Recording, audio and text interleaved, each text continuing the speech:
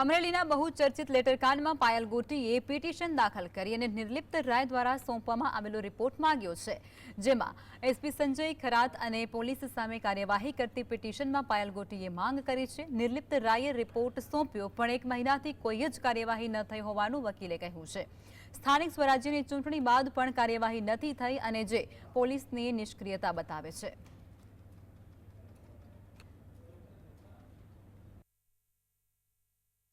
SP Sanjay ખરાટ અને અન્ય police કર્મચારીઓની સમક્ષ કોઈ પગલાં લીધા નથી. કોઈ ડિપાર્ટમેન્ટલ ઇન્કવાયરી કે કોઈ કશું કરવામાં આવ્યું નથી. અને આમ આ લોકલ ઓથોરિટીની ચૂંટણી પછી પણ કોઈ પગલાં લેવામાં નથી. એટલે આજે પાયલ ગોટીએ હાઈકોર્ટમાં પિટિશન કરી છે. સ્ટેટ મોનિટરિંગ સેલનો રિપોર્ટ માંગ્યો છે. તપાસ નો વિષય અલગ છે. તપાસ ચાલી રહી હતી, એમાં રિપોર્ટ અમે માંગ્યો હતો, પણ રિપોર્ટ હજુ સુધી આપ્યો નથી. એના માટે અમારે મજબૂર થવું પડ્યું છે પિટિશન કરવામાં.